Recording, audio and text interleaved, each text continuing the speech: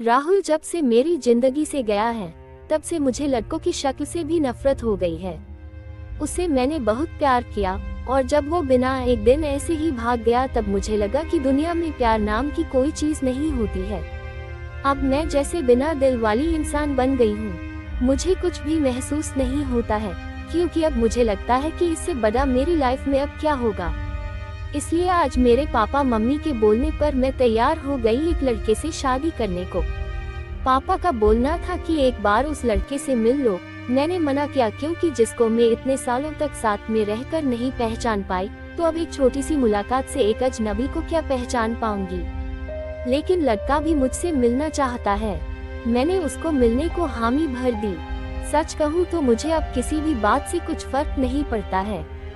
हमारा मिलना तय हुआ दिन पर पापा और मम्मी चाहते हैं कि मैं अकेले ही मिलने उससे जाऊं। मैं जैसे मुर्दा हूँ, मुझे अब कुछ फर्क नहीं पड़ता। मेरे हाथ में जो आया मैंने पहन लिया और पहुँच गई। देखा तो वो मेरे लिए वहाँ बैठा इंतजार कर रहा था। मुझे देखते ही मेरे पास आया और मेरा नाम पूछता है। सामने जाकर मैं उसके बैठ गई।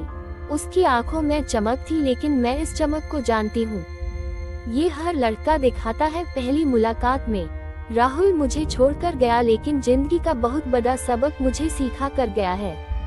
वो लड़का मेरा मुंह उतरा देखकर मुझसे पूछता है, क्या हुआ, सब ठीक है। मैंने भी उसे जवाब दिया, मेरी थोड़ी तबीयत खराब है। फिर वो बोला कि आप फिर आज क्यों मिलने आए, हम फिर कभी और भी डिनर कर सकते थे। बात तो वो अच्छी कह रहा था, लेकिन अच्छी बातें लड़कों की कितनी जल्दी बदल जाती है, इसका अंदाजा मुझे अब अच्छी तरह है। मैंने उसे कहा, नहीं मैं ठीक हूँ, कोई बात नहीं। खाना मेरी पसंद का ऑर्डर किया। फिर अचानक उसको किसी का फोन आया और जब फोन पर उसने बात की तो मैंने तय कर लिया कि अब मैं इससे शादी नहीं करूँगी। फोन पर उसने अपना नाम बताया सामने वाले को, और यह वही नाम था जिसे मैं अब कभी सुनना नहीं चाहती थी। उसका नाम भी राहुल था। मैं भी हैरान थी। मैं इतनी ज्यादा खोई हुई थी कि अभी तक मैंने उसका नाम नहीं पूछा, ना पापा मम्मी से ना ही उससे। मैं एकदम से खड़ी हो गई और उसको बोला कि मैं जा रही हूँ, मेरी तबीयत ज्यादा खराब है। वो जैसे घबरा गया, मुझसे बोलता है कि मैं छोड़ देता हूँ आपको गाड़ी से, पर मुझे अब उसके मुंह से कही हर बात कांटे की तरह चुभ रही थी। उसको बिना जवाब दिए मैं वहाँ से चली जा रही थी। वो मेरे पीछे पीछे आ रहा था। मेरी आंखों से अब आंसू टपकने लगे और मैं बाहर टैक्सी या ऑटो का इंतजार करने लगी। आंखों में मेरी आंसू देखकर उसने मेरी बाह पकड़ी और मुझे गाड़ी में बैठने को कहा। उसने मेरी बाह पकड़ी, बस इतना तो बहुत था मेरे अंदर की आग को निकालने के लिए, और मैंने उसके मुंह पर जोर से एक थप्पड़ मार दिया। वो जैसे हक्का बक्का रह गया और फिर उस राहुल की भड़ास इस राहुल पर निकली और मैंने कहा, तुम लड़के अपने आप को समझते क्या हो, जो मन चाहा वो करोगे क्या। जब तुम्हारा मन किया किसी का हाथ पकड़ लेते हो, जब मन किया बिन बताए भाग जाते हो, और वो बस चुपचाप मुझे खड़ा देखता रहा। टैक्सी आए और मैं बैठकर वहाँ से चली आई। आते वक्त मैंने उसका चेहरा भी नहीं देखा। अपने कमरे में आने के बाद 1 घंटा मैं और रोई, पापा मम्मी को कुछ नहीं बताया। सुबह मैं जगी, लेकिन सच बताऊं तो रात को जो भी मैंने किया उसका मुझे कोई अफसोस नहीं हो रहा था। मुझे लग रहा था कि यह थप्पड़ मैंने उसी राहुल को मारा है।